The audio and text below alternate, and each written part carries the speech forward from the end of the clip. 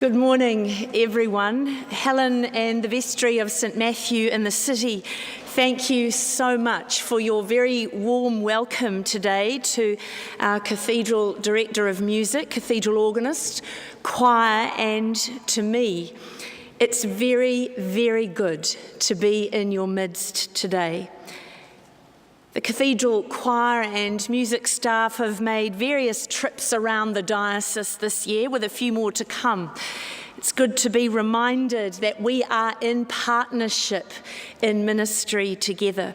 We represent your cathedral, and we are glad to be in your place today. It feels like our place too. In case any advertising we have missed, or a trip to the shopping mall or supermarket has left us in any doubt, we can tell from this morning's readings that we are on the journey towards Advent, whether we like it or not. Dare I say it, Christmas is coming, and you perhaps, like I, have had some of those once again horrified October conversations. I can't believe the decorations are up in the shops already. The lectionary then today also joins the party, however, for we are being woken up from our ordinary time slumber to be reminded that Christ is coming, by taking us, as the lectionary does traditionally, back to the journey of coming into Jerusalem and what ensues. We are reminded of the power and transformation that this story will demonstrate as we begin to turn our minds toward the Christ child again. Against much adversity, this story is resurrection life. And in today's challenge or adversity, we encounter the war of words from the Sadducees. In reflecting on this in preparation for today, it seems somewhat of an irony that the world has been fascinated for now what seems like an eternity by the war of words playing out in the United States. We will be glad when election day is over, I hope. I'm sure that for many this morning, even the mention of this has caused a reaction of some sort in your mind, your heart, or your gut. Horrified, fearful, despairing, disbelief, or just make it finish. I think that the presidential campaign of words and the money and intent behind them give us the ability this morning to bring to life the strength of the Sadducees' opposition to Jesus as they approach him.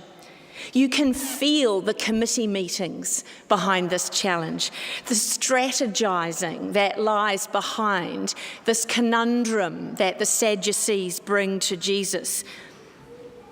He's in the city now.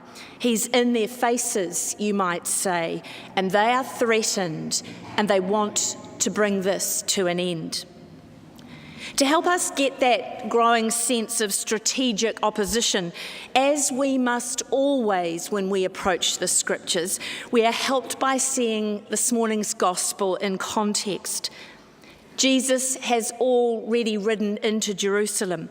The previous chapter, chapter 19, the crowd has cried their hosannas, and the popularity of this man is very evident.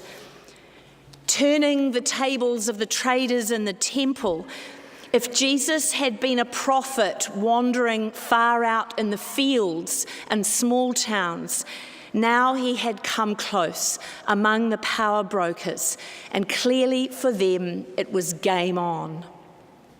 This war of words is not limited to the Sadducees. This is part of a trinity of challenge in this chapter of St Luke's Gospel. First, the chief priests and Pharisees had their go, asking him in whose authority he was acting. Jesus responds with the parable of the tenants who murder the servant and then the son of the landlord when they come to collect what is owed. The implication in this telling is the authorities are these murderers. Those challenging Jesus clearly get the implication of the parable, because Luke's gospel records that at these words, the scribes and high priests tried to get their hands on him, but they were afraid of the people. Then they send some spies to challenge Jesus on paying of taxes. And we know so well Jesus' response to them: give to the emperor the things that are of the emperor, and to God the things that are of God. Again, Luke records they were not able to trap him by what they said and what he said. And being amazed at his answers, they became silent. Well, I'm sure the Sadducees were hoping it was third time lucky as they approached with their challenge. The Sadducees were the priestly class. Many were wealthy and influential. They'd cooperated with the Romans so as to protect their status and live a quiet and comfortable life. These were people of influence, and Jesus' life threatened theirs. Their comfort, their power was at risk. Luke's gospel tells us at the outset a key feature of their theology: they did not believe in the resurrection from the dead. No surprise then in knowing something of Jesus that this was their point of challenge to him. With a marriage conundrum that brings a smile to our face when we hear the gospel read and sounds something like the maths exam my year 11 son might be preparing to sit. If so-and-so had 30 of this and had so many friends and had to make sure everybody had something, what would so-and-so need to do? So the Sadducees present Jesus with this woman passed down from brother to brother as they all die. Who gets her in heaven is the question. They bring before Jesus Jewish age-old custom that if a woman is widowed, her husband's brother must take her as his wife. We do well to hear something of the protection for women in this custom, without a legal identity themselves or any economic possibilities. While it feels to us something like this woman is a chattel, it probably felt that way to her also. She is literally saved by the life of the brothers and her children. With this conundrum then, the Sadducees challenge Jesus. Is resurrection real? Who gets the woman? What Jesus is keen to do here clearly is to lift their understanding, their sights, their imagining beyond the detail of this life, of their life, if you like, to see all the possibilities of resurrection. It's interesting for us to ponder for a moment, at least, Jesus' statement in a literal sense. So, no marriage in heaven, we noticed on the way through this gospel. For me, I would say that this serves to emphasise what we know the scriptures already reveal to us. The truth of resurrection life, that this human flesh is not the end of the story.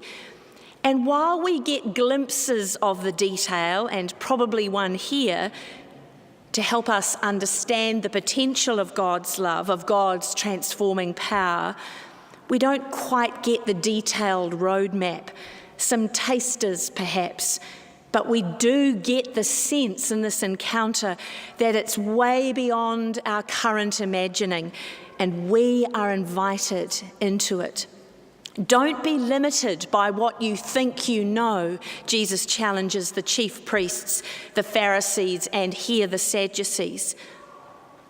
As much as Jesus was speaking about the future, however, which would be made tangible, we know, for all who had eyes to see and hearts and minds to understand in but a few days, because we know the whole gospel and the whole story, Jesus is challenging the status quo, I think.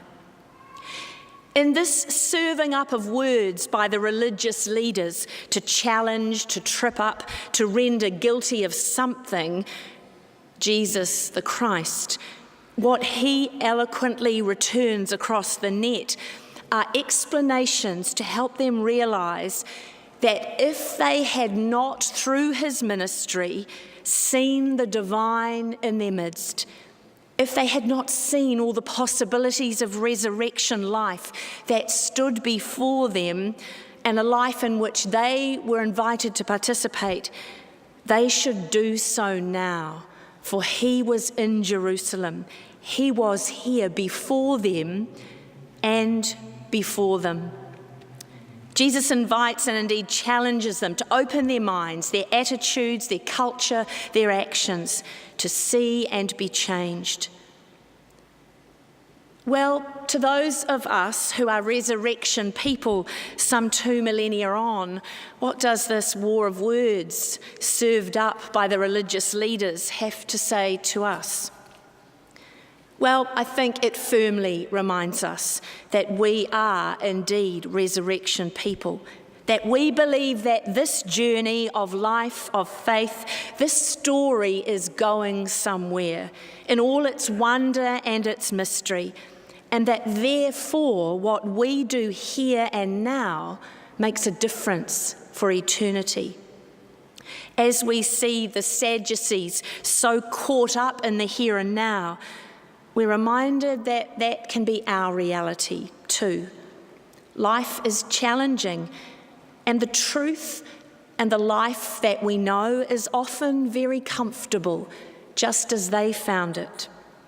Jesus' response, however, to those who liked their comforts, their traditions, and were feeling very uncomfortable at his presence in Jerusalem, was to raise their eyes and their imagining and to challenge them.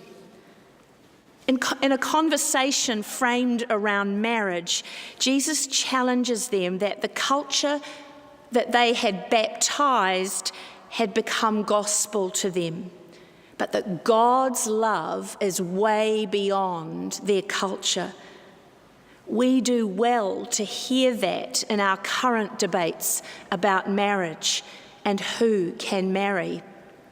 Jesus didn't tell them not to get about their culture of marriage, but he did suggest that their culture was not the last word on this. We do well to hear those words as we seek freedom and blessing for all in our communities. Where we have baptized culture to be of God, ostensibly to demonstrate resurrection, where we are protecting power that we've baptized as gospel, where we are comfortable and we say this is the truth, resurrection confronts us this morning, challenges us, as Jesus challenged the Sadducees, to have eyes to see and ears to hear how that might be unpacked by the life of Christ in our midst, to raise our eyes to see all the possibilities of resurrection. There's much that challenges the possibility of Christian faith in Western society that thinks it's found itself as God and perhaps as a result is now unravelling. So alongside, I think, the invitation and challenge of this morning's gospel to lift our eyes and see, so this gospel challenges us to go out and live the word.